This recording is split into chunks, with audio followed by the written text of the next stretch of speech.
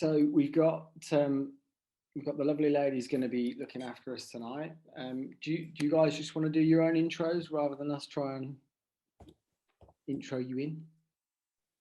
Yeah, you go, Rach. Okay, so I'm Rachel. Me and Kat are from an agency called Third Space. We're going to be taking you through a marketing boot camp today. It's pretty interactive, so do feel free to just ask questions if you're not sure of anything, and there'll be a few activities. But yeah, we've both been working in marketing for nearly 20 years now, so hopefully we can give you some value. Do you want to do your bit, Kat? Yeah, well, yeah, Rachel and I worked together for a long time. Rachel's more from a strategy background. I'm more focused on like channel strategy and 360 marketing. So hopefully with the two of us, you'll get a good mix of views, and hopefully at the end, we'd like you to commit to taking 3 actions away to make sure that you get some value from what we're going to do today. So yeah, let's just kick off. Just to quickly give a bit of context, so the ladies do some big stuff with big corporate companies that are household names. So the information knowledge you're going to get today is like top level stuff and works with the big guys. So yeah, just wanted to share that with you. Nothing's below us. Nothing's below us.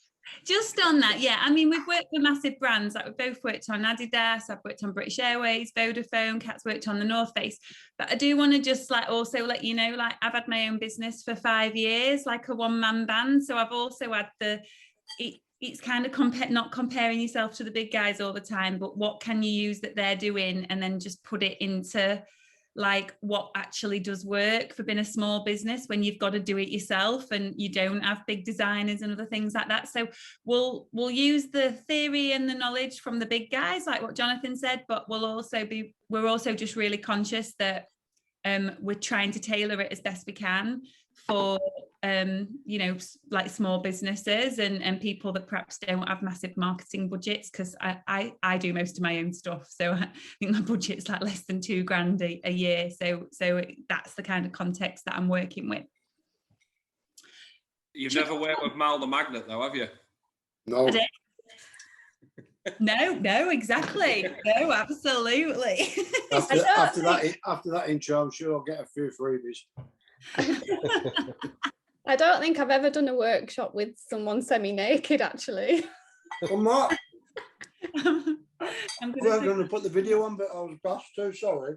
No, you're right, we're going to crack on because we've got a lot to cover. So let me get my slides going. So look, we know a lot of the talks that you make you feel better here, Mal. I knew you were going to be semi-naked, so the first slide talks exactly to you.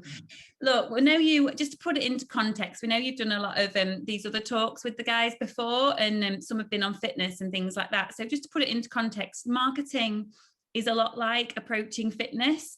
It's often scarier to just get started and like commit to a training plan. And often you find you're going to put it off till tomorrow, put it off till tomorrow, put it off till tomorrow. And that's when things like just get too scary. And I think the thing about marketing is, there's obviously the bodybuilders and the people that look amazing. They're your big sexy brands. And you kind of look at them and you get a bit disheartened and think, well, I can't do it to that standard. But I think the thing that I really want you to take out of this is just set realistic expectations, start where you are, do what works for you, but commit to doing something, whether that is just a walk or just the odd run, whatever that equivalent is in marketing. Don't compare yourself to the bodybuilders and the marathon runners and the massive triathletes, because you're not going to be able to keep up. So it's about just been realistic about what you can do. So just to start, we just want to kind of get a sense check of what you're already doing and where your understanding of marketing is. So can we just do a quick fire? What do you think marketing is and what are you doing at the minute for your businesses? Who wants to go first? Come on, Mal. You could go first. Great. To me, advertising the local paper, Tamworth Herald.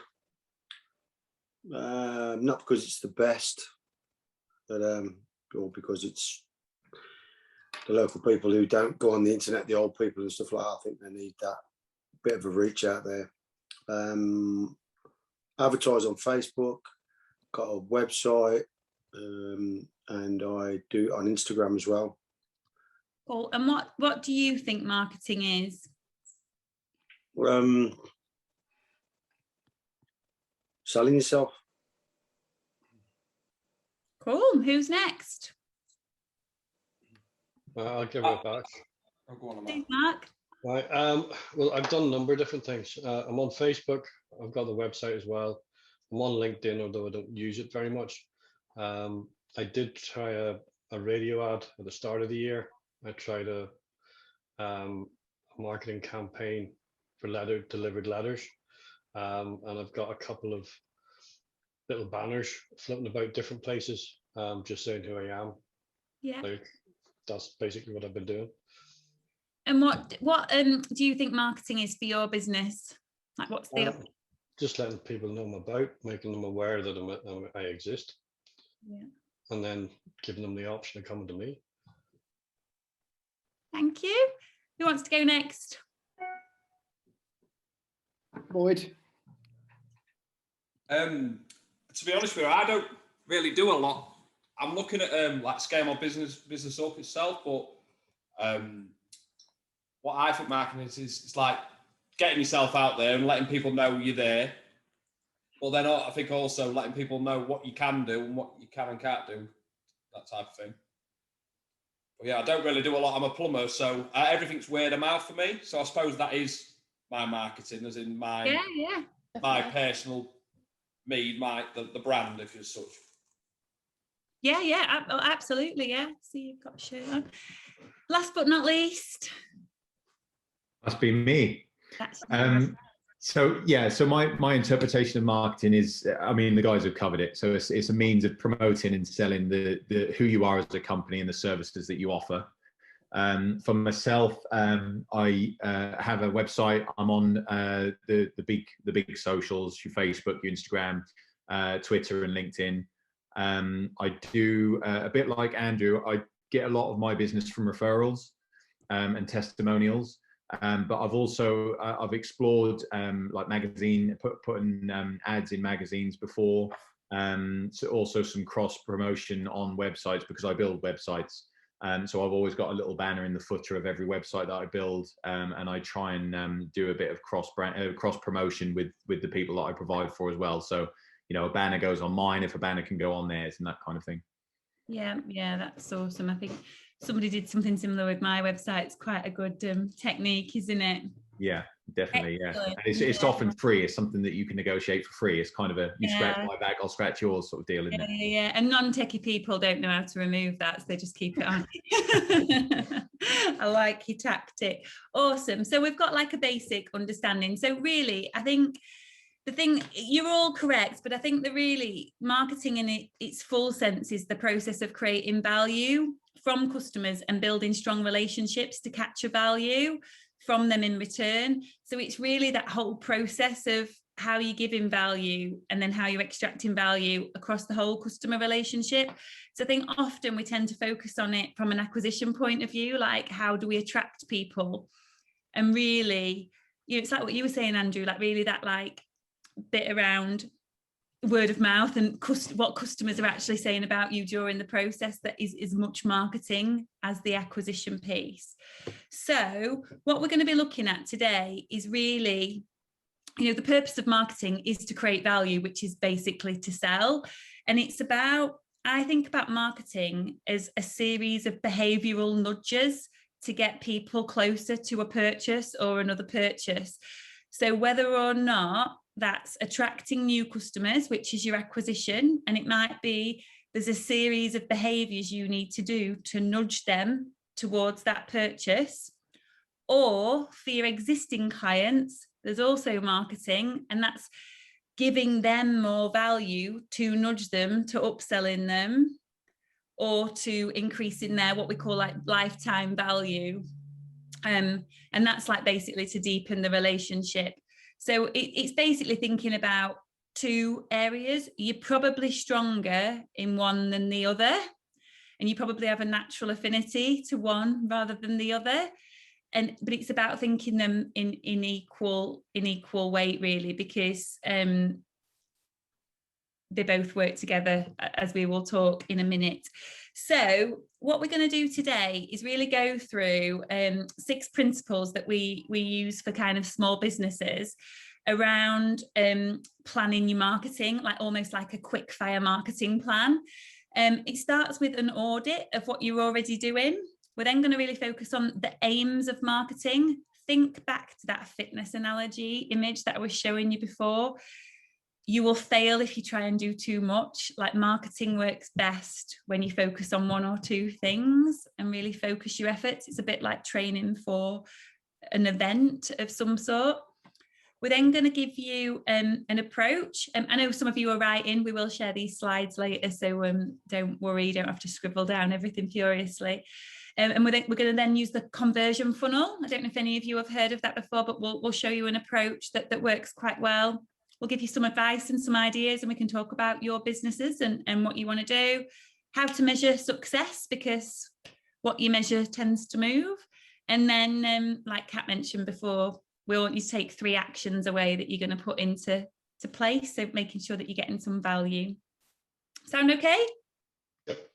Yeah. Awesome. Thank you. So over to you, Kat. Okay, so the first thing that we'd like you to think about is, so you've mentioned you've tried some bits and pieces, things that have gone better than others. So what we like to do when we started any marketing strategy or any marketing plan is look at the base that we're working from. So if you can just take 2 minutes now just to think about something that you do well when we're talking about marketing, something that you need to improve on, and something that one of your competitors does well, or something that you like that you've seen. It doesn't even have to be a direct competitor, it could be indirect, but just take a couple of minutes now just to reflect about those 3 things. In that new definition of marketing, so that's anything across, whether it's attracting new customers or something that you do really well for your existing customers. A few minutes now, and then you're going to share. Have we still got Malcolm? Yeah, I'm still here. Oh, couldn't see you there. I'm still here. We're gonna put a vest on. It's easier. Oh, there you are. Awesome. Thank you. That's better.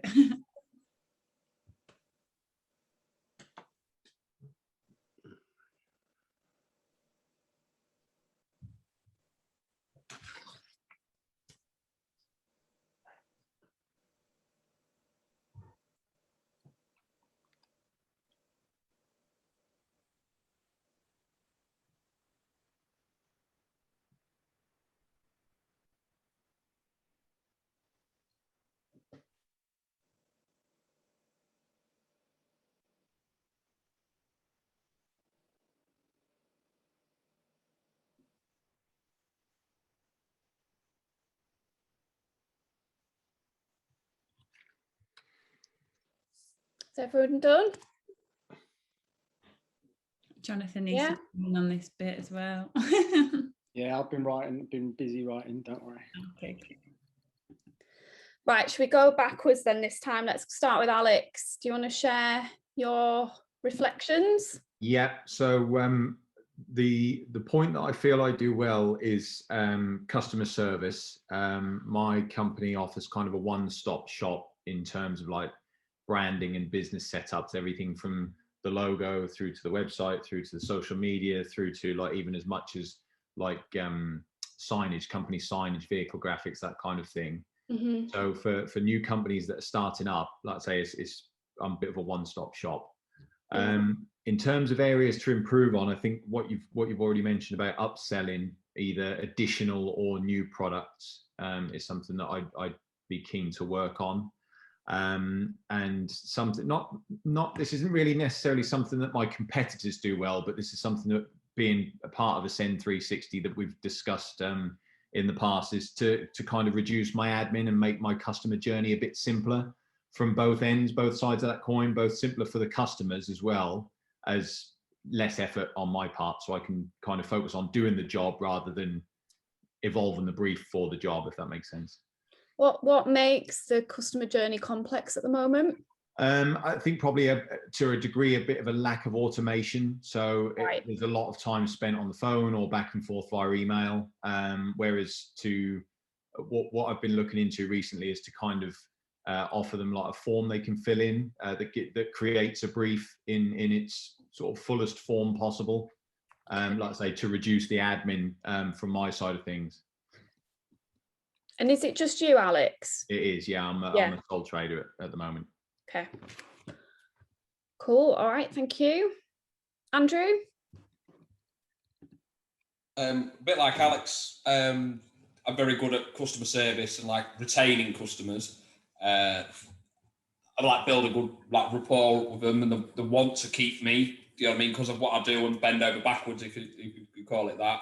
And like also, I keep a log of the jobs I need to be going to do next year and keep going, and I remind them, and it's automatically sends them a prompt saying, right, your boiler's due for service and stuff like that. Awesome. Because I'm looking at scaling up my business. I haven't really done much marketing before. I had a little dabble at Facebook, but then I had too much work to go around. So I don't really know what I'd improve on as such, other than the fact I've got so much to go with after tonight. So and what my competitors do, well, I would just see like a brand on social media, you know what I mean? You start to see the faces around, you know what I mean, on there, like just getting posts out there and stuff like that. So I could definitely improve with doing that, which should obviously build the awareness. Yes. The fact that they've got more awareness than you. Yeah, like say you see there. Yeah. You see it around, but maybe it's I don't know that for certain, as in like other people, but I see it because it's obviously the algorithms plumbing.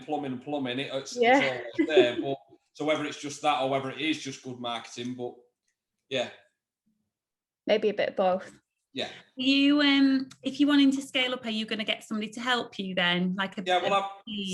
Since I've been with Jonathan, I set the whole Ascend thing in January. I've now got 2 guys working for me, but like on a subcontract basis, and then 4 days a week an apprentice. So I'm scaling up. I am scaling up, just taking each step at a time and building a good base, rather than just like rushing straight into it all. So this is like I'll move us forward, but this will also, I run an Airbnb on the side, and with my wife and as well. So we want to try and reach out to contractors and different markets in the winter.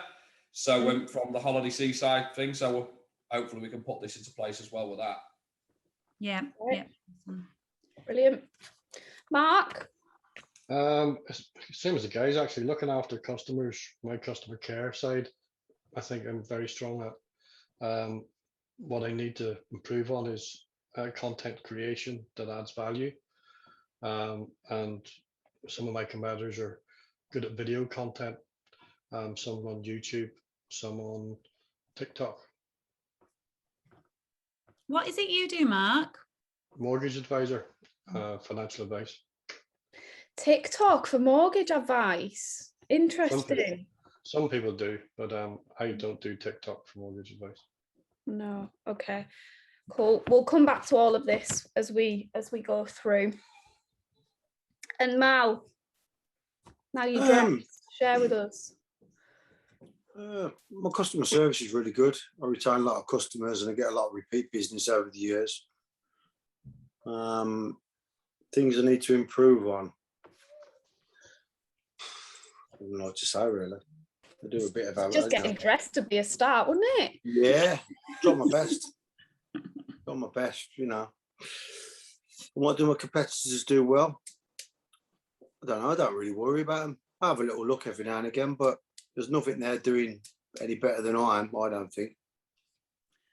Is it you're looking to reach more people then? Or upsell more? What would be your... I don't really know. So I get a lot of business anyway. Yeah, the phone rings constant anyway. So, you know, like I say, I only advertise in the local paper, not because it brings me loads of business, it's because of the older people who are not on the internet. You know, Yeah. It's just a bit, because you do get a lot of old people, and there's a lot of rip-off merchants out there, especially in our town anyway. Well, everywhere. So Your much business for is Tim and I. roofing, isn't it? Yeah, roofing. Yeah. Yeah. So I've got a good customer service. I've got, you know, people trust me because they nan, granddads, sons, daughters, whatever it may be. Yeah. So it's a trust business, really. So I sort of sell myself, really, and not most people, a lot of word of mouth. Yeah. Okay, cool. We're going to come back to all of this. So I've been scribbling down notes because as we move through, we'll start to sense check back to some of these things that you've mentioned. Just as a bit of a takeaway, so this is something that Rachel and I use when we're auditing our clients' channels. Now, you won't use, or you may use, these channels down the left-hand side, but you can just play around. We'll send this as a PowerPoint afterwards, so you can play around with it. What we tend to do here is just make some observations. So what's working well, what isn't, how can we make the channel work harder for us? Particularly with social, people forget that it's a community, and we find that small businesses particularly use it as an awareness and a broadcast channel, and it's fine to do a bit of that, but really it should be a two-way conversation. You're trying to build a conversation with your audience, so that might be where you can find some opportunities in what you're doing. But it's good just maybe like once a quarter or twice a year just to take a bit of a step back, put yourself in the mind of the consumer and think, right, what's going on with my channels? What can I do better? And this is just a really easy tool to use. Cool, should we move on? Mm-hmm. Right, so I think particularly with small businesses, sometimes the customer, and I'm not saying all the time, but sometimes the customer can get a bit lost. And from our experience, sometimes they can do stuff because it appeals to them or they like doing it. But what we want to really get into the mindset of today is just really thinking about who your customers are and what are the best channels to target them through to help you. It goes back to what Rachel said earlier. You don't have to be doing 1,000,001 different things. You can really focus your efforts, but it has to come back to the customer. So again, can you just spend just a minute or two just thinking about who is your typical customer? What's going on for them? So what are their pain points? What makes them come to you? And then what media or marketing do you think that they consume? So we just have another look. Ideal customer if you want in more customers, so ideal or current. Yeah.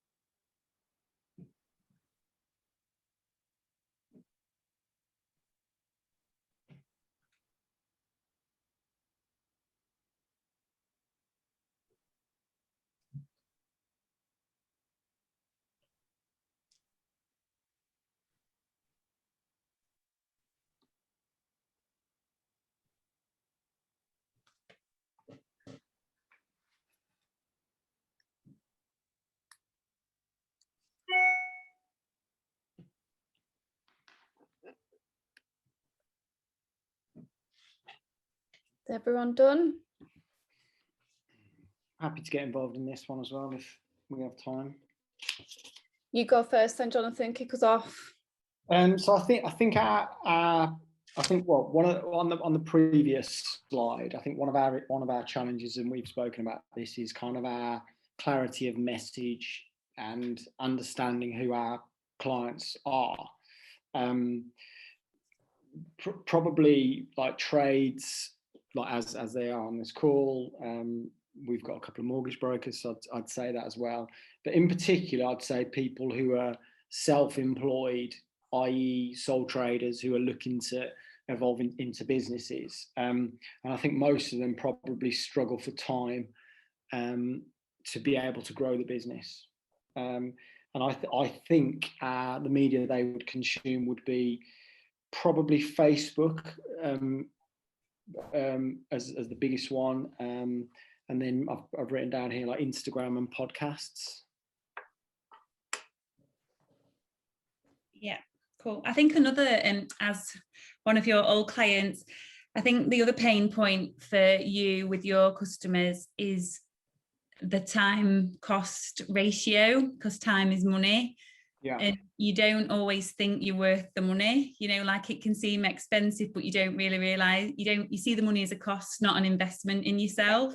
So you've got to get somebody that's already switched that mindset, or you've got to help them nudge to move that mindset. But that's the sales journey that you've got to take them on. Yeah, precisely. Absolutely that. Are you trying to get clients that already are aware and are seeking help, or are you trying to get them into the mindset of where they... I think... Are they already aware they need a mastermind group or a coach? No, I don't think so. I think probably the people that we've engaged with so far, you guys are on the call. I think we've probably encouraged them into that discussion and then brought them into the community. I don't think we've probably had anyone who wanted a business coach or to be part of a mastermind group seek us out, because I don't think being honest, I don't think our message is out there loud enough yet. And even just take a send out of it, would they be in the market for business coaching? People in general? The people that you're targeting, or all the people on this call as an example, people that you've then had a discussion and then they understand the value, but they don't, because it's a different mindset. Yeah. I wasn't in the mindset for it, and it wasn't until a discussion with Jonathan and I go, hang on a minute, that prompted me, yeah, maybe I could do with this, and now I'm been doing it since before Christmas. So that's how you got me. But then I do know Jonathan a bit more on a personal level, but then it was a phone call that way, wasn't it? Yeah. It's a great example. You know, to counter that, I was already in the mindset. Okay. It's just, I think what's interesting with this is you need to think about your messaging, because it's there's quite clearly two different mindsets that you need to appeal to. I'd say it's more guidance for me. We'll come back to it. Yeah. Come back to it. Cool. All right. Yeah. Thank you. Good questions. Who wants to go? Just pick on someone, Kat. Recording in progress. Malcolm, you're looking bored. Come on. I'm not bored. I'm just listening. I'm joking. I'm sucking it all in. It's quite interesting. So who's your typical customer? I guess it's quite broad, is it? More domestic, really. And word of mouth, like I say. I've watched families, you know, I've been going now since 2003 on my own. So I've watched a lot of families, you know, move to new houses and stuff like that. Just mainly more domestic people. And they come to me because of the trust and obviously advice and problem. Because I don't always take money. It's just a case of, you know, you don't need that doing. So, which is a good thing, but I quite like it. So I guess when it comes to your customer, it's quite broad when you think about the demographic. Oh, it could be anybody. It could be young. Yeah. And do they tend to come to you proactively, or is it when they've got a problem and that's the trigger? They're like, Well, a review? lot of it is a nudge because my business is around, and you know, and so it does get seen, and people say, "Oh, I meant to call you because of so," and I do get calls of people saying, "Are you so and so?" And I go, "No." Well, we're looking for somebody, and your name has come up. We can't remember the last roofer it was, or whatever. Da, da, da. So can we use you? Because obviously, like I say, it's a trust thing, and I think once you talk to people over the phone, it sort of breaks things down, you know, because people sometimes treat a lot of people as an idiot. And is it more, what do you reckon your percentage split is, like maintenance versus a problem? So, well, every roof needs maintenance. but do people do it? Okay. But do people do it? Because I don't.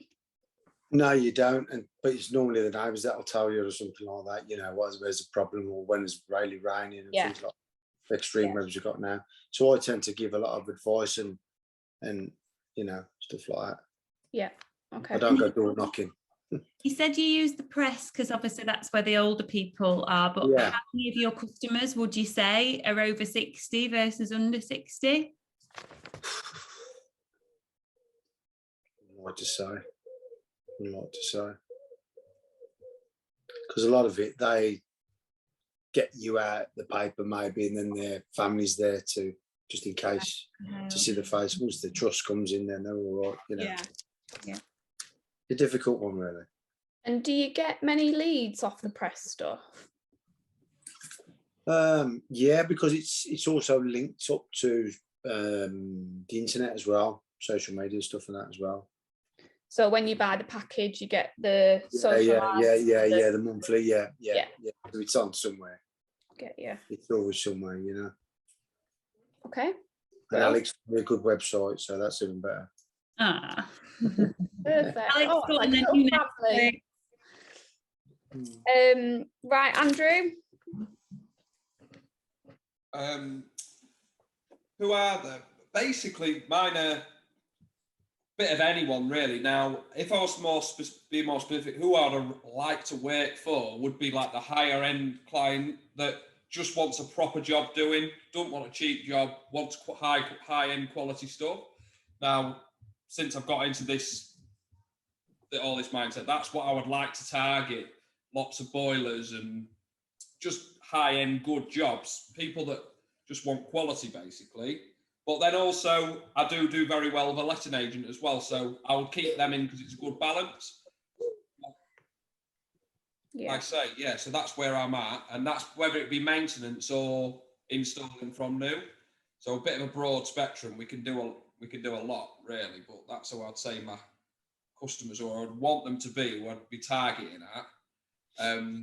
So what's going on for them? If they want boilers replacing or breakdowns or just general maintenance, so anything plumbing based really. But then what media do they consume? I was thinking, I don't quite know because I'm not out there and I get lots of them. It's always word of mouth. Well, then trying to think about what they would use is, I just personally wouldn't pick somebody off Facebook. But then I suppose it's a way of me trying to show how good I am through that Facebook post rather than just saying I'm here. I suppose that's got to be where the marketing comes in, isn't it? Yeah, there's a crazy stat. I think it's like from 9 to 15 different pieces of media that consumers will consume before making a purchase decision. Now, that's obviously very dependent on which industry you're in. That will flex depending on the product and service that you're providing. But the point being that customers now shop around like they never have done before. And like you say, they might just use social just as a proof point, like, oh, he's not dodgy, he's got some decent reviews on there, so I know he's genuine. So you've got a bit of a split then, haven't you, in that it's B2B with your letting agents, and then it's B2C more with your installation Mm-hmm. Yeah. So you'll probably find when we move on a little bit, there might just be some differences in the channels that they might consume, and the messaging will be different. Alex? So my customers are they're businesses, solely businesses. In terms of scale, it's everything. You know, one-man bands right up to large franchisors. In terms of what is going on for them, it's predominantly, you know, I'm contracted to provide a service that they either can't or don't want to provide for themselves. You know, I mean, most people, they wanted to have a crack at designing their own posters, they probably could. Equally so, if they wanted to jump on things like WordPress or Wix, they could probably have a stab at creating their own website. But it's, you know, it's having an element of well, probably I'd say an upper scale of tech know-how and design flair, I guess, that sort of sets me apart. And then in terms of what media they consume, it's predominantly digital, you know, websites and social media. Yeah. Cool. All right. So On there, Alex, that I think what you maybe, and I'm thinking about my own designer and Arjun, I think you sell confidence. Like, I think when people have got like the face of the brand out there, they don't feel as confident if they do it themselves. And I think just knowing that somebody like you's done it. Yeah. You sell like people are able to sell themselves better when they feel like they've got a good website. Or yeah, I think so. And I mean, I have, and Jonathan will attest to this because we've worked together a lot over the years. There have been some god awful attempts at creating their own posters, and I'm not saying that's something John's done because he has always outsourced that kind of thing to me, but there has been some proper awful, we're talking clip art in a Word document style posters created in the past. So yeah. don't judge our PowerPoint presentation, will you, Alex? No. And I think that's very good. Very good. I'm going to chuckle because Kat's like, I am going to use you as an example, Kat. Like, thanks. Sometimes Kat won't go out and sell until everything looks perfect. Yeah. So like, I'm like, just get on with it, you know, like pick up the blower, like, you know. But I think sometimes a lot of people hide behind this stuff as like an excuse that they've not done it. And you know, look, you're doing, yeah. And I think you're selling like that confidence, but also the kick up the arse of like, now you've not got your excuses. So I think there is something in that mindset around people take a long time to make these decisions, but once they've done it, there's no barriers. Yeah, it's a conversation I have with a lot of my clients, especially around websites. You know, the point of a well, you girls know as a prime example, the point of a website is to not get it perfect and leave it that way. It is to evolve it and keep the content fresh and keep updating it over time. You know, it's phase one through infinity. You know, you can't just create something and then leave it as it is. It needs to change and get better and evolve over time, doesn't it? Totally, yeah. Your website's out of date in like 2 months, isn't it? Yeah, exactly. Yeah. That's a really valid point. Just like thinking about your customers, and look how much our habits have changed over the last 18 months. Your customers forever changing, and that's why we've got this image here, just going back to like the fitness and the sports analogy. Like, just try to keep in your mind when you're thinking about marketing that your customers are individual to your business, and the problem and the pain points are individual to your business. So when you're thinking through the channel selection, the messaging you putting through there, you just need to keep sense checking it back to them, not you.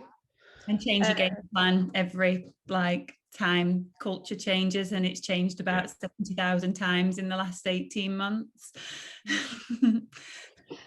Right, should we move on? Oh, we're gonna come back to this stuff in a bit.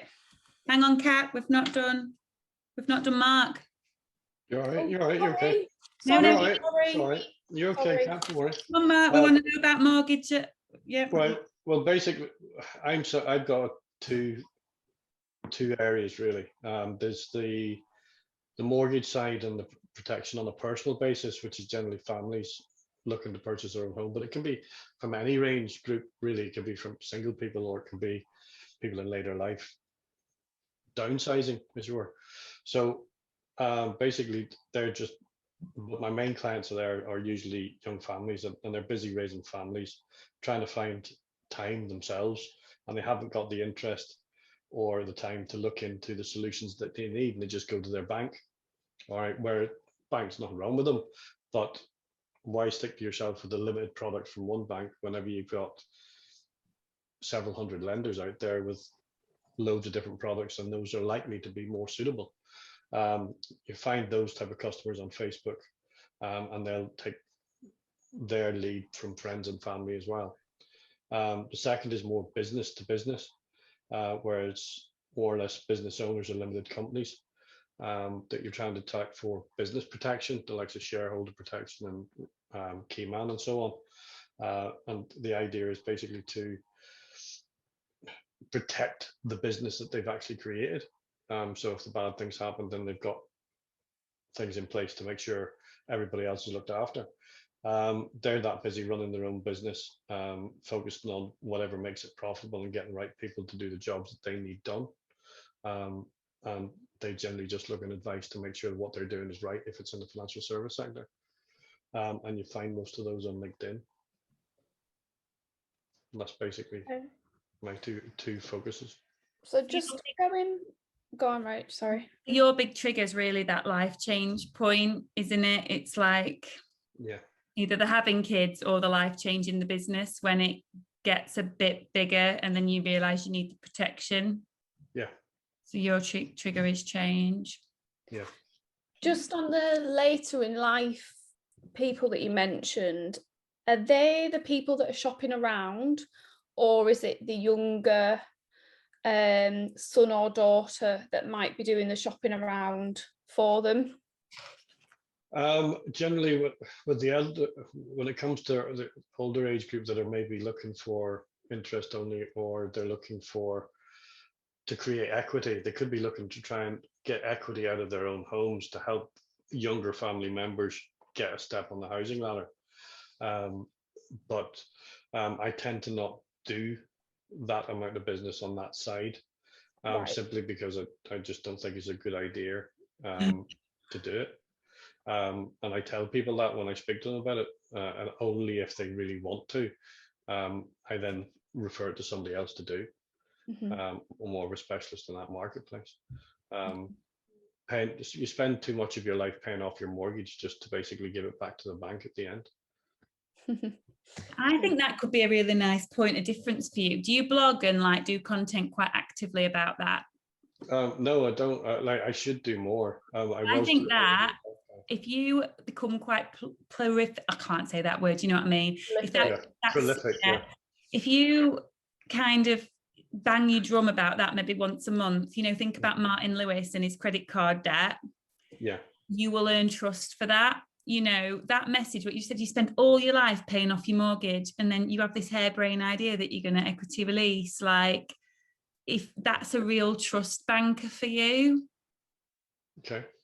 We had a client, an equity release client, I won't say who they are, but we pitched for it when we were our last agency, and they were absolute crooks. Like, it's criminal how they make the money. And we were like, nah. But they're massive. They're like on TV all the time. You're like, oh yeah, oh no, yeah. Not a good idea. But people fall for it. But I think that could be something that could actually earn you money, the word of mouth way. Right. Okay. When you were talking about what could you do on Facebook, you know, your content, that could be a nice way in to earn trust. Okay. Yeah. Thanks. Move on. Sorry, Kat. So for you, it's your section now. Oh, is it mine? Right. Right. So marketing, like sport, you've got to keep the eye on the prize and the goal. So one of the tools that we use to really focus your marketing is this idea of a get to buy.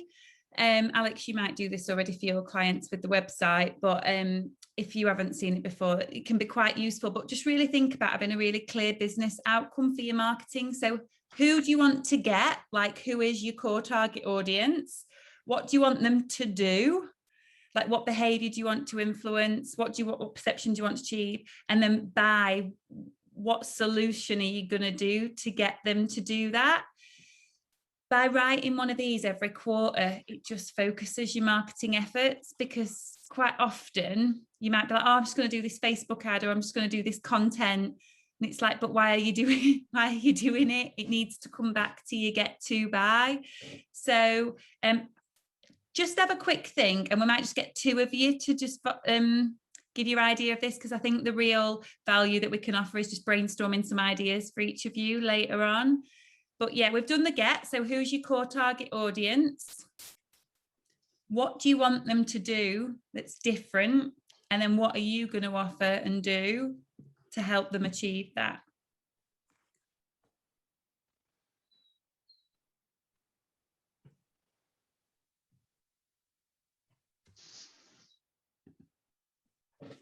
It's like an example, I have like a coaching business as well. Mine might be like, get my existing clients that haven't spent with me during COVID to consider taking up a coaching package again, to like help with their transition back to the workplace by being more active on LinkedIn and promoting my podcast and me as a like a coaching expert or something like that. That kind of like focusing my marketing effort for that. Who wants to volunteer doing this one, and we can critique that one, that can help the rest of you?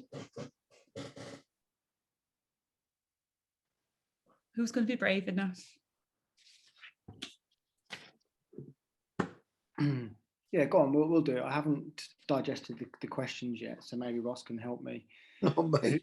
Who do we want to influence? Sort of sole traders, small businesses wanting to grow. What would we want to influence? We would want, as you quite rightly said earlier, Rach, was like for them to see coaching as an investment to grow quickly, and kind of shortcut any challenges. Yeah, and then how would you do that by? What's your buy? Good question. So you're going to get sole traders and small businesses to see the true value, to see coaching as an investment to grow quickly by what do you need to do that?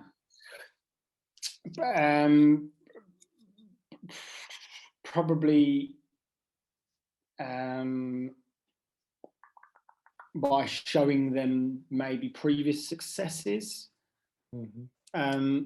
We talked about selling confidence earlier, and that's one of the things I think we do quite well, in that we're our tone is that if you get on board and you've got the right mindset, then you can't really fail. So it's kind of solidifying that message to them. Not sure that's the right answer, but that's what came to mind. Well, I'll give you an example. This might not be what you were going to do, but something that you might do, given you've got some engaged people here, is by showing previous successes by activating word of mouth in my existing client base by implementing a referral program. Yeah, something we've considered, and we haven't. That's one of the things we don't do well enough right now. Yeah, that was on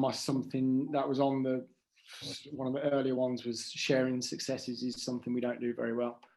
Yeah, cool. Anybody else want to have a go? Well, I'm working on the two, but basically I want basic house buyers to consider me to advise them on their mortgages and their protection needs. That's what I'm trying to do. To what behaviors do we need to influence? Create interest in the company and the brand. What actions so we need to achieve? Interaction with different people that are in that band, and what perceptions do we need to change? Well, the perception is mortgages are boring, and unfortunately I can't change that really.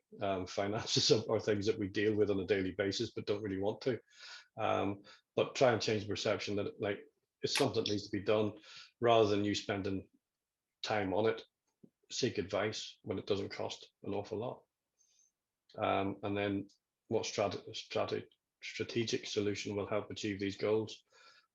Just trying to contact them on various platforms, whether it be paper-based, radio, letters, face, or social media, exactly, and things like that. Yep. So I'll give you an example of how you could shorten that. So Yeah. you nailed it at first, really. It's by getting to get house buyers to consider you for their mortgage and insurance needs, by finding and engaging people who are at key life changing moments and showing them that finance is interesting. Okay. Or the yeah. value, showing the value. Showing the value. Okay. I think that, sorry, just to add what popped into my mind, I can't stand doing mortgages, but I think what you would do, Mark, is soften the blow and just make that a lot less painful. Pain-free, yeah. Pain-free. Yeah, that's how I'd see it. Yeah, well, I try. The problem is that, like, to me, it's a simple process, but at the same time, that's because that's my business, and you're trying to reduce the amount of pain points that are involved in that process for the customer. You need certain information. You've just got to ask for it and get it. But it's just trying to get people to understand it is a process. I'd say focusing on the goals, really, what the outcome's going to be for them. You know, Yeah. I know you'll soften the blow. You're good at that, but you've just got to say to them, "This is the end result." You've just got to keep dropping it in. This is the end result. This is the end result. It's like anything in life, isn't it? You want to see the end result if you're paying for it. Yeah. And the end result is bang. You know, your mortgage is going to be done for you, paying free in a sense. Yeah. Well, that's Pain-free and the best deal. Yeah. The only problem is you're not allowed to actually say that you can offer the best deal. No, I know. You just got to word You it. can word it in the right way. Carefully. Yeah, you've got to be very choosy with the way you word things. Otherwise, people. Yeah. Cheapest and the best option. That's my word. I think it's really targeting people at that. For me, it was when I had a kid. Like that's when I got it's how do you target people that are in that, they're just about to have a child. So been very, and my sister used to live next door to somebody who died sadly very quickly, and he didn't have he had kids and he didn't have this, and it's that frightens everybody else into, he left her proper high and dry. And literally, my sister's a mortgage advisor. She got like 5 clients off the back of that. It's how do you tell those sad stories, but peppered with all the beautiful baby moments and the preparing for the future. It's just doing a little bit of both. No, well, it's the same. My eldest daughter's just had her 3rd child, and I've said to them, I said, listen, you now have to sort out. You have to just have some family income benefit.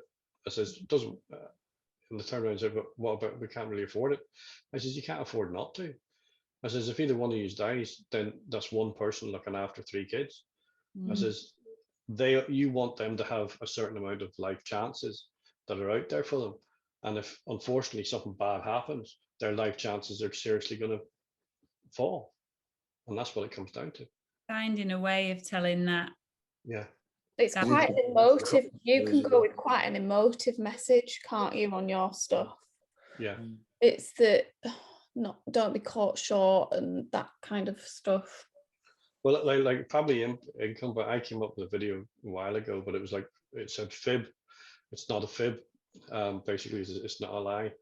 Family income benefit could be the answer to your problem.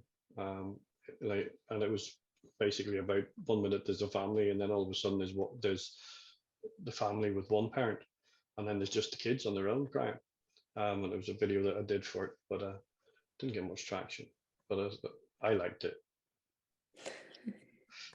It appeased my creativeness. It appeased my creative ability, but might not have been that How creative. did you, when you say people didn't like it, how did you promote it? I just put it on Facebook, in all fairness. Did you put any paid thought behind it? No, I didn't put any money behind it or anything like that. So maybe you could try it again at some point if it's still relevant. Do that bit of a sense check in terms of, is it still relevant for your customers? Is it still relevant culturally? And could you trial just getting it out there in a different way? Yeah. If you've already got it.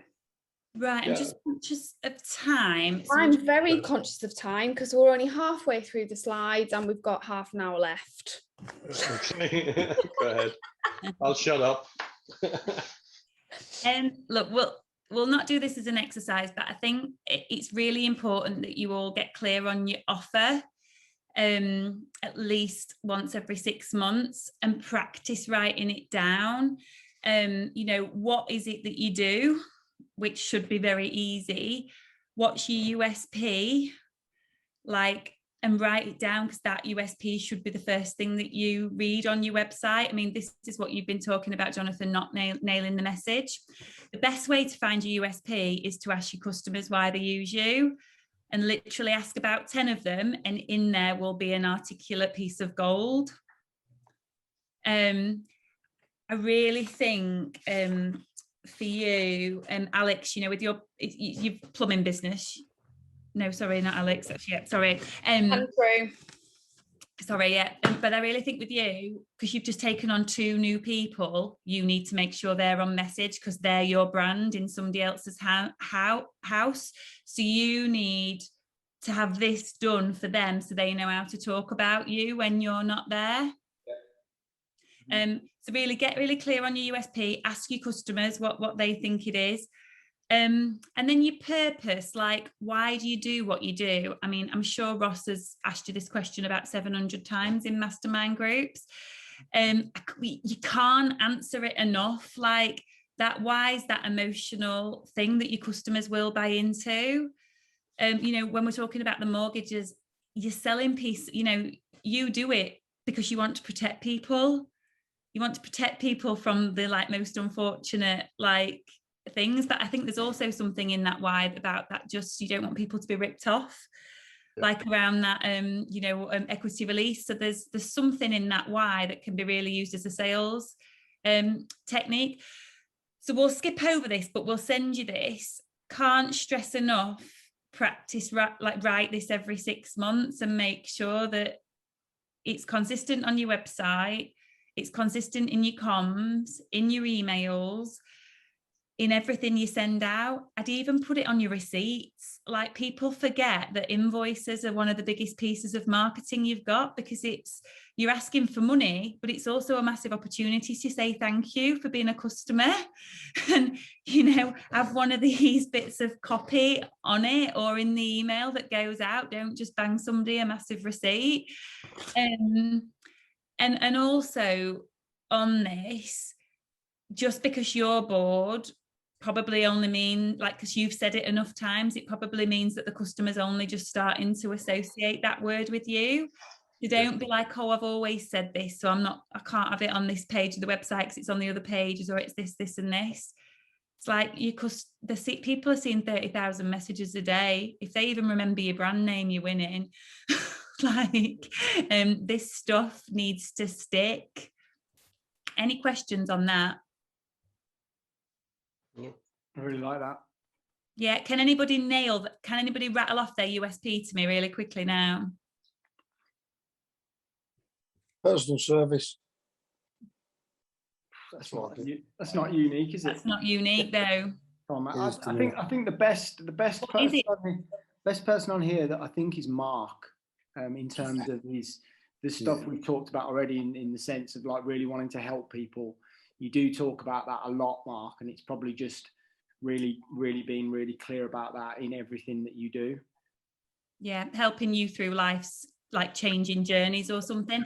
Yeah. But on that, right, like, take this as a little action, like all of you, for tomorrow, practice writing your USP and just ask your clients what they say. You know, when you said personal service, your customers will tell you what it is about your service that makes it personal, and that will be your USP.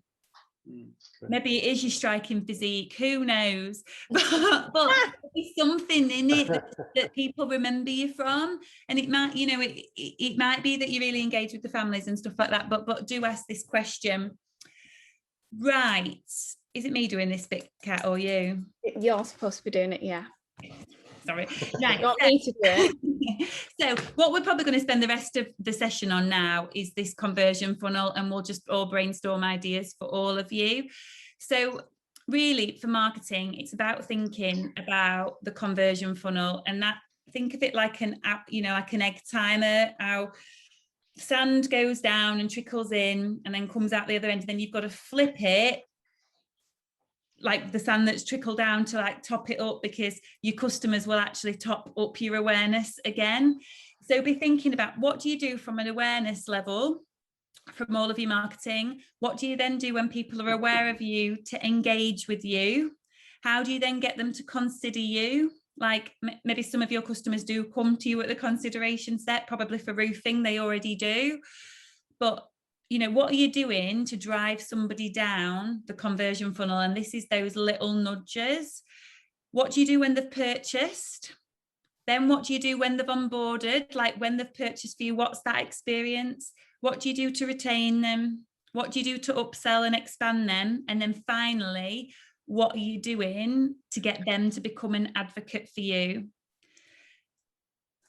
And then there's basically, think about all of these stages, and you need to be like focusing on the ones where you're probably weakest at the minute. So let's just do a very... Sorry, Rach, going back to your get to buy. So dependent on what your get to buy was, you will focus on different parts of this funnel.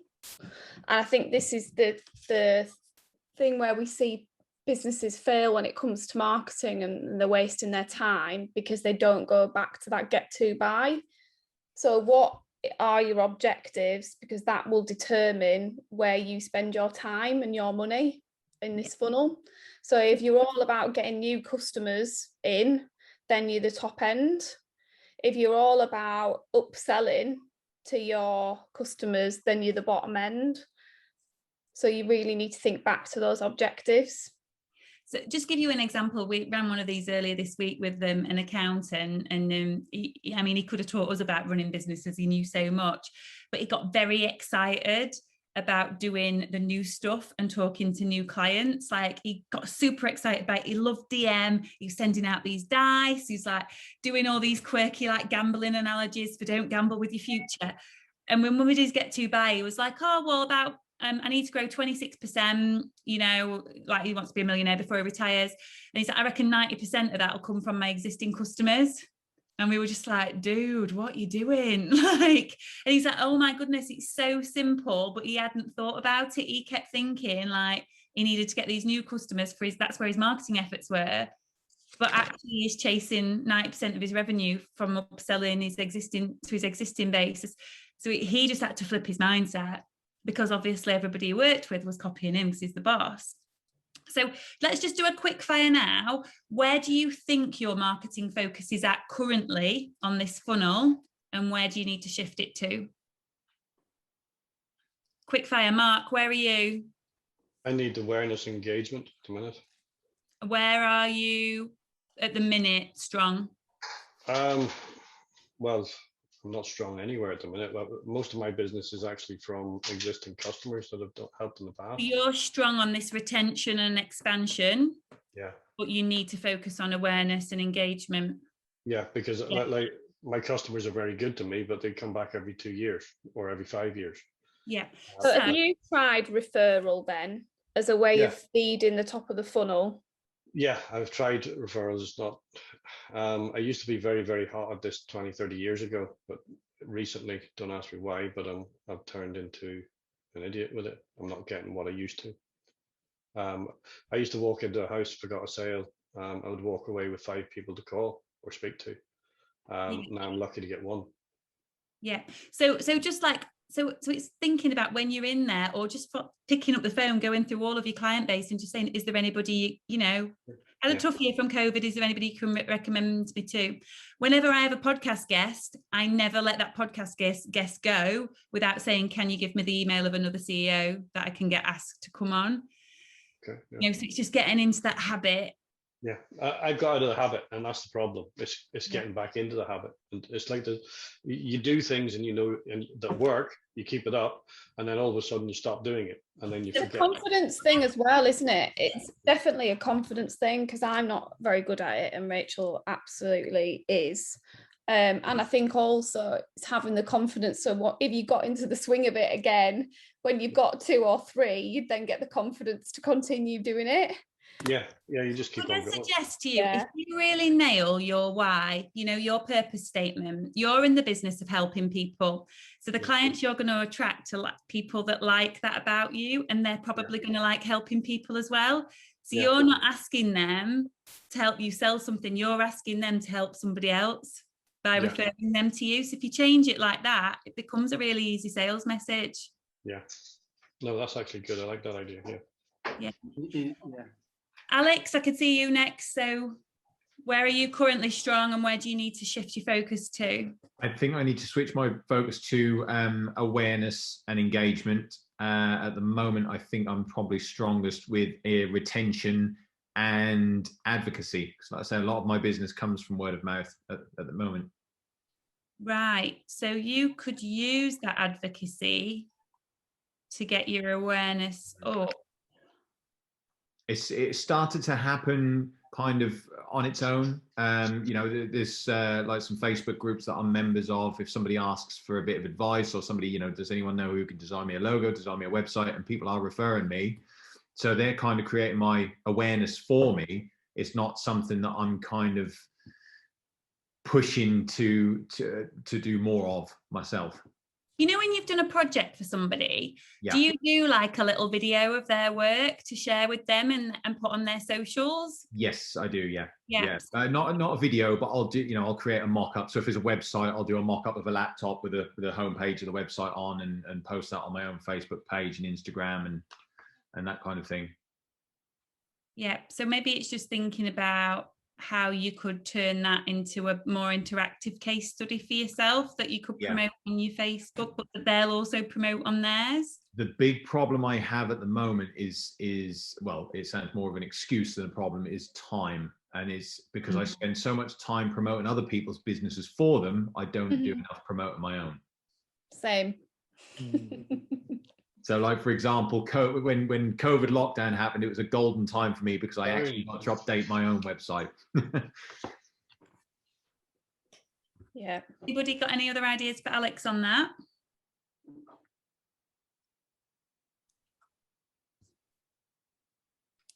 Shouldn't have had so many children, should you? Well, there is that. Could you offload 1 or 2? Absolutely.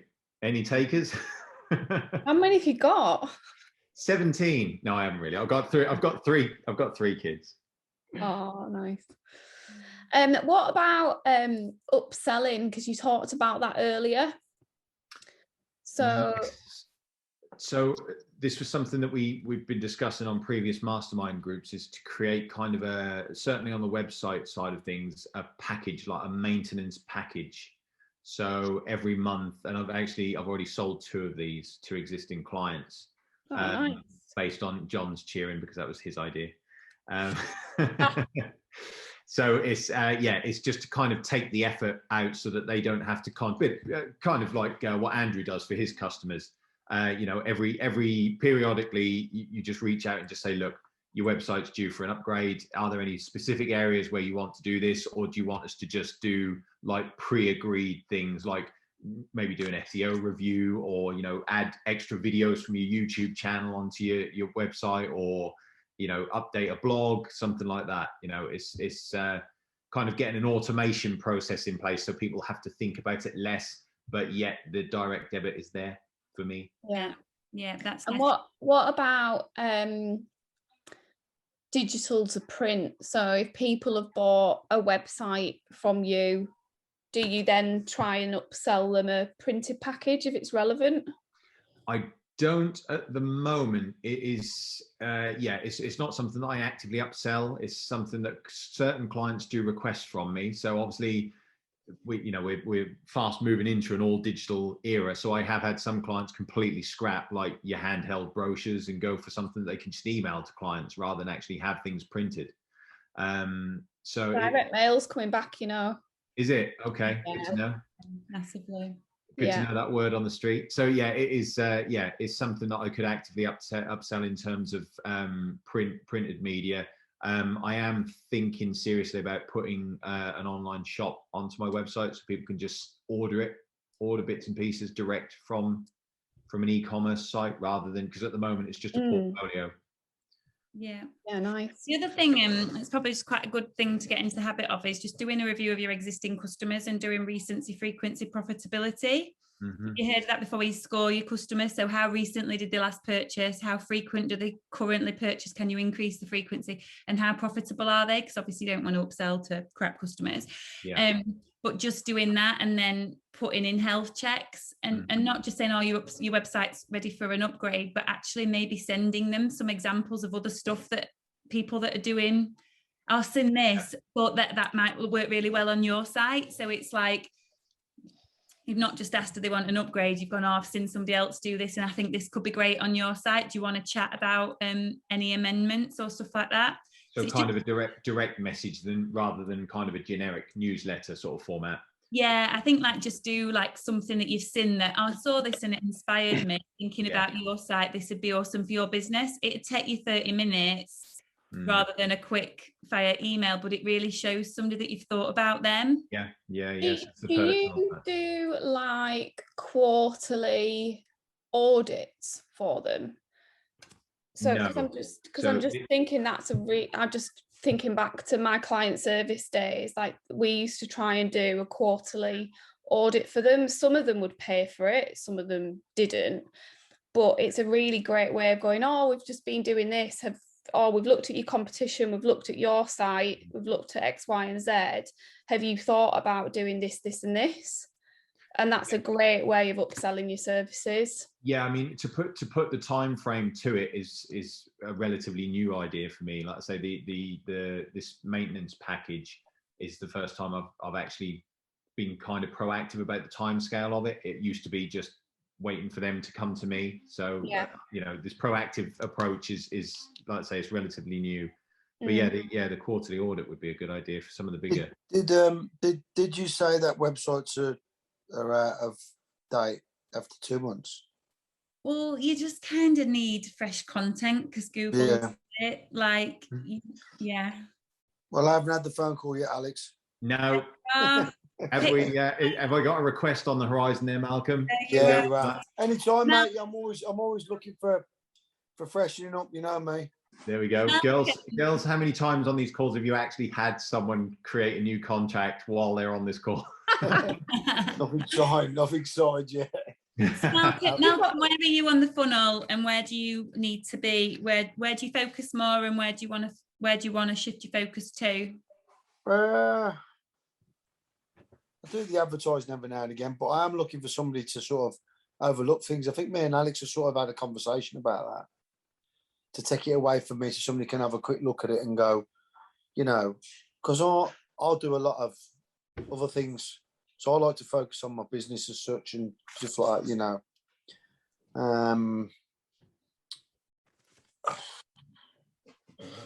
really. I just need somebody to look over my website, look over the Instagram and look over that. I think me and Alex had spoke about having me, Alex. Yeah. Have you got Google reviews or? Yeah, I have. Yeah, I have. Yeah, Google reviews. Yeah. You know what I was thinking? How much do you use Facebook? I do pay for advertising, and it does work a lot. It gets it out of there. Just clicks the brain. And the amount of people say to me, "Oh, I've seen your vans flying around, around the town." I don't tell them I've only got one van, but they do. They say all the time, "I've got a one van. I've got a plain white one." But as well. But yeah, I've seen your vans everywhere, and listening. So it must, the picture sticks and whatever. Connects the dots, yeah. Yeah. Do you take your phone up with you on the roof? Yeah, I'll do. I've done a few drone videos as well. Got somebody to do that for me. Yeah, awesome. It's like, I was just thinking like Instagram or Facebook would be kind of cool for you because like a lovely thank you to like once you've been up on somebody's roof, it's just taking a really nice picture of the garden. Like who gets a picture of the garden from that view?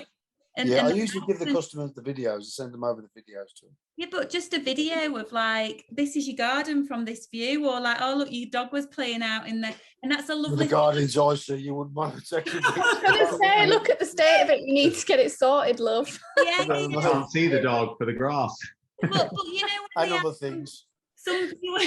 some beautiful gardens or some brilliant views, you could really do some really lovely content on your Facebook and Instagram on view from the top, and like get yourself a quirky angle from it, or you know, sometimes you're in them, sometimes they're not, but it Before and afters as well. Before, if you're doing like roof replacements and stuff. Yeah, like we do. I do all before and that. afters. Yeah, I do all that. Yeah, I do quite a bit of that for people, and I actually show the customers itself. Say, look, this is what we're doing. This is the materials you're using. I give them all that. Give them all that feedback, and I get it all back off them.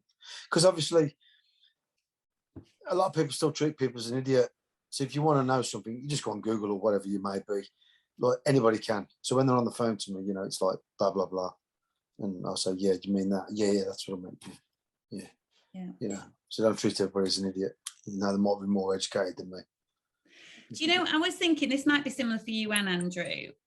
We'll come on to you in a minute, Andrew, but I was thinking about tradespeople, and I mean, Kat, you've probably had more around than I have recently, but no tradespeople ever bring their own bloody biscuits. Now, if you actually just left behind No, we do.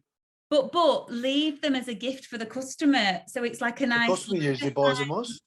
Well, but just leaving something, and actually, who have I had in that's been the best recently? Like the Virgin guys that come round for your internet, how they like behave is really nice in the house, and obviously they've had the bit of a Virgin kind of thing in it, but they're really I don't know, they just have a very virgin way of being in your house, and how they talk to the dog first or your kid, and like they treat it like a service proposition, like almost like they're on an aircraft of like serving you.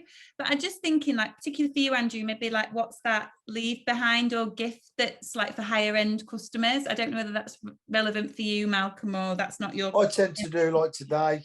One of the lads pointed out, I was doing a bit of guttering and fascias. One of the lads pointed out, are we doing this bottom part? I said, well, no, that's not him. But it would look nice. So I said, okay, it's not going to cost us much. Let's just throw that in there for him. And I told the bloke, he went, oh, so it's not going to cost you nothing. Oh, thanks for that. Oh, nice. You ask him to at you in social when he puts his nice new guttering on. And leave a review.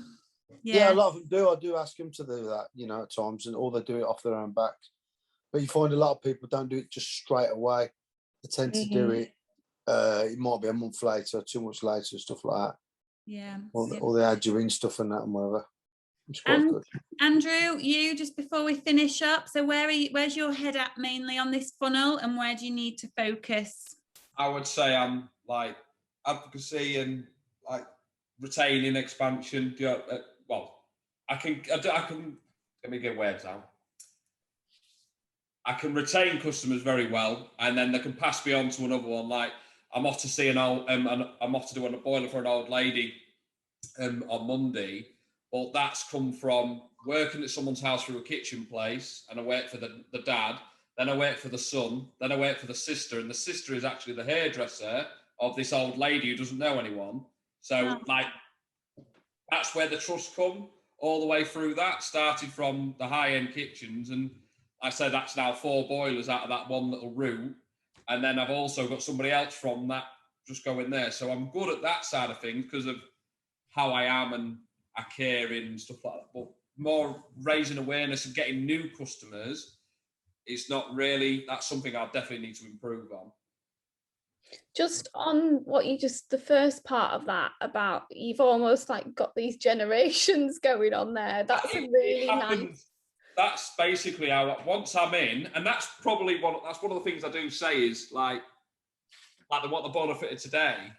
Once I'm here, you're never going to leave me. I'm never going to leave you. You're not going to get rid of me because I'm looking after that boiler for the next 10 years while it's on warranty. I'm going to service it and I'm going to remind you and I'm going to do it.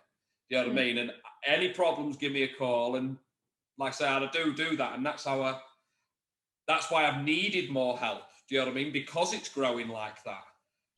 So yeah. I think that's a really nice, like when you're thinking about your social channels and That's a really nice story that just really cements the trust. It's not just like one generation, it's 4 or 5 generations that have entrusted you to keep providing that service. So that's like a different slant on a customer testimonial, if you like. Yeah, and like I say, that was the factor, because she was because the thing is in the trade, there's loads of rip-off merchants and stuff like that. This lady's 80-odd-year-old, and she spoke to the person that she sees once every 2 weeks, a hairdresser, and nobody will come and help me. Mine will help you, and that's how I always grow at. So I always tell people, please tell everyone else, and I'll come. So and then I like to grow it like that. Yeah. I think for you, when you're thinking about your acquisition and wanting to get your awareness out more, you mentioned that you wanted more high-end customers. I'd invest in some high-end DM. Like, you know, you get the like quite crap flyers posted through your letterbox that are on quite crap paper. Yeah. If you're wanting high-end, I'll just show you my business card for a minute. Mine, like, obviously, you know, when everybody has small business cards, well, these are mine, the postcards. So I write a handwritten note on the back. So obviously nobody's going to miss that as a business card. They've all got inspirational quotes on because I'm a coach. Yeah. They're on, the difference I've done is I paid for the stock. So they're a card that somebody will keep on their desk or their fridge. Yeah. Don't throw them away, as in don't give them to everybody. But when you're in a posh neighbourhood doing a boiler for somebody who you think's the client that you want, I would just, after that job, and I'd put them in an envelope. So I have yellow envelopes to match these. Put them in an envelope. So they've got to take it out, hold it, and just handwritten note. Oh, we've just done number 5. If you ever need a boiler, please ask Glynis next door, and I'm sure she'd recommend us. You've just got 5 people then that are in the neighbourhood you want. If it's not a neighbourhood you don't want, don't waste your good DM. Literally, like 300 or 400 quid, it will cost you for the good stock, like 300 GSM, something that people aren't going to throw away straight away. It will pay off, but only. I got a mate who works in Sutton Coldfield around the big houses, and I'm thinking he says, "Go on, give them me. I'll post them for you." Yeah, and that's what it does. It works. Yeah, it does, and you could maybe do the same, but think about that. Maybe have a crap version of it for when you're in the low rent areas. But just a simple thing like putting it in an envelope so it's going through. People won't throw it; they'll have to read it when they pull it. It works for me. Get a lot of business from it when he does it. I will second that. My business cards are on 450 GSM stock with a soft. Oh, this is a GSM off now, isn't it? With a soft touch matte laminate. You don't want to put them down; they feel lovely. And perhaps design them for you, but just be thinking about only when you're in the area, and maybe Mark, that's something that could work for you as well. A really nice kind of, you know, piece of DM after it. I think it will be the biggest thing we see come back next year because nobody gets fun post anymore. No, it's true. That is the biggest bit of excitement that everyone's had, isn't it? Like over the last few months, it's the Amazon delivery guy. Like we didn't get anyone coming to our doors, did we? Apart from him. Yeah. Right, guys, we're at time. So I hope you found that useful. We'll send you, look, there's some common challenges and tips in this deck. We'll send it to you. There's some kind of cool stuff in there. But very quickly, can we just do a quick fire round, like 1, 2, or 3 things that you're going to implement as a result of being on this? And then obviously Ross and Jonathan can hold you accountable to them. Who would like to go first? I'm going to speak to Alex. Or Alex is going to speak to me. Yeah. I need to speak to Alex. I'll speak to you, Malcolm. If I've learned anything from this, is that I'll speak to you. Yes, good. It's business. And also, I need to maybe get some more marketing as well. Yeah, I think Ross and I have been. I think the direct mail stuff is a shout. I really like the business card option as well. That makes total sense. And I think we just need to get some feedback and share success stories. So gain feedback from clients and share success stories. Testimonials. Yeah. Can I give you one more, Jonathan? You and Ross really need to nail that messaging slide. Yeah, absolutely, yeah. That's still not right. ask your clients for that. You all need to be able to nail your USP in your next mastermind group, in your next session. Yeah. Alex? Yeah, I've literally just written that. So my 3 action points are to look into the direct thinking of you emails, to upsell the quarterly audits as a minimum quarterly, but maybe monthly, but definitely quarterly, and to rethink my USP, and I've put and pepper it everywhere. Wonderful. Mark? I've just got nail USP, do the business, the big business cards. I used to actually do that years ago, but in a different way. If I'd sold somebody in one house, I would actually do what they call the H system. So you went next to the 2 houses either side and the 2 opposite. Because you said I was with John next door and he thought this might be of interest to you as well. And you always got through the door. So it's just an alternative. Just on that, if you do the big business cards, do a handwritten note on the back and say, just spoke to them. You know all that, you've done it all. You just need to get doing it again. Remember that. Yeah. Getting old. Remember the 450 GSM minimum. Yeah. And what else? Anything else you could do, Mark? Because you had lots of good stuff. Yeah, well, I'm actually thinking along your ideas, I want to do videos, but I think I'm going to go down the LinkedIn idea for some videos, because I can fire out LinkedIn videos, post them on LinkedIn for business customers, and that's just and then hopefully that will get traction on the business side. And make sure when you do that you're making sure the customer is at the center of it, and how you help them through those life stages. Yeah. But I think I've just got I've got an idea where I want to go with the business side, with the business protection side. I just need to literally hammer it out and come up with the content.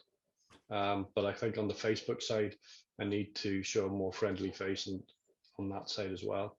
But it's just finding that it's great coming up with the content and then producing it. But the problem is doing it in such a way that it's consistent. Because what happens if I've done something that's been successful, I get busy and then I haven't got the time to do the marketing. So it's trying to weigh it up. Okay. But think back to that fitness analogy. It's like, could you just every Friday morning or Friday afternoon is your marketing time? It's like you work out. If you forget doing it, your awareness is going to suffer the 6 months later. Yeah, well, I've just done a thing on Facebook, and I've just offered, on a Friday afternoon, one of my customers will get a possibility of 50% off of the mortgage fee, or the mortgage fee. They've got to be able to come to my office. They have to live in Northern Ireland, obviously, because they have to actually come to my office and play 5 games of pool, 10% if they win off. All right, so it's just a way, but it's a way of actually getting to know the customer as well. I find if you do that, you actually have a longer customer anyway. They'll stay with you. Excellent. Andrew, your 3? I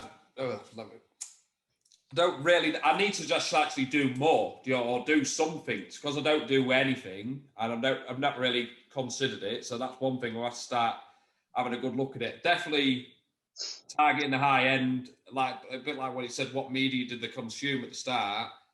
Well, if they don't, but by being in their area and working next door, that should be enough. Because if they're gonna have you, well, why won't they? And that's probably that is a trick I'm missing, really, and so I'll have to look at that.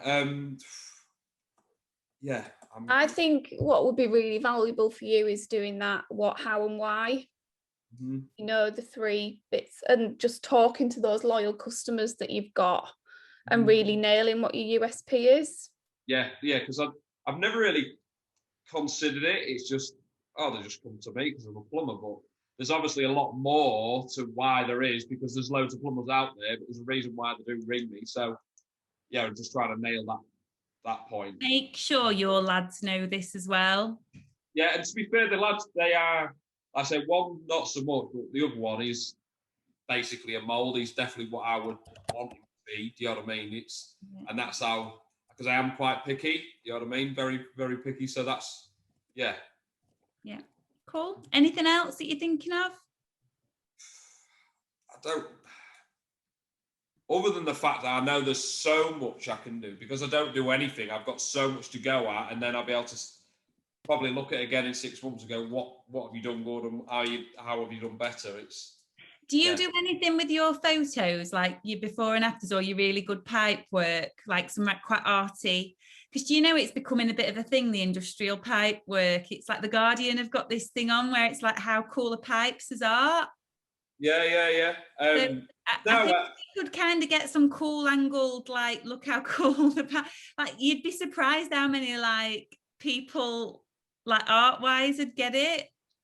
Yeah, it's probably because I'm not. To me, it's just a pipe on the wall. I don't like. I made the wife some copper shelves, and she really loved them. But to me, it was copper pipes. Do you know what I mean? It's after. I don't know. It's because I've never even thought about doing it. Do you know what I mean? And maybe need to start thinking that bit. But I suppose there is some good pictures and do some really nice bathrooms and stuff you like need that. to get the pictures, and you need to get them on social, because people like Kat, who love the houses and their interior design, like they pay a lot of money for that. Love that shit. Love copper pipes. That's it. Well, like I say, yeah. Yeah, you maybe get your wife involved and like actually like, could you just take 3 or 4 pictures that are quite art, like it's just a different angle, or make sure the lighting's right on your iPhone. Bish bash bosh, get them on social. Yeah. No, that's. Do you do like bathrooms and kitchens and stuff? Yeah, we do. I work alongside a big kitchen company, and then I do bathroom. I do a bit of everything, really, anything. But and then really lots of different designer radiators in the high ends and stuff like that. Yeah, so I'm just thinking about when I've been renovating my house. So, for example, I had like all Victorian style radiators put in my house, and I've got a really nice Victorian floor and stuff like that. Like, if you do both before and after pictures, you know, Pinterest might be a good one for you, potentially. Pinterest, yeah.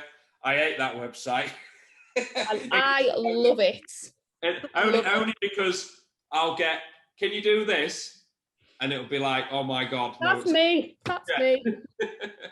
And that's what we get all the time, because we're just renovating our house at the minute. But no, I'm actually just thinking of jobs that I've already got. I know where I'm changing them to designer ones, and they're the jobs I wouldn't mind having, the quick, easy wins. And I say just a before and after photo of a basic radiator. Yeah. So easy to do, yeah. Never even. Right. We've gone over, so I'm just very conscious of time. We will send this deck to Jonathan and get him to email it to you. It's in PowerPoint. If any of you want to like go on and edit it, use some of this stuff, please feel free. But yeah, let us know if you've got any feedback. And it's been great. Thank you so much for your interaction and enthusiasm. I've loved it. Thanks, guys. Thanks, Charles. Thank you. Thanks. Yeah, big thank you to you both.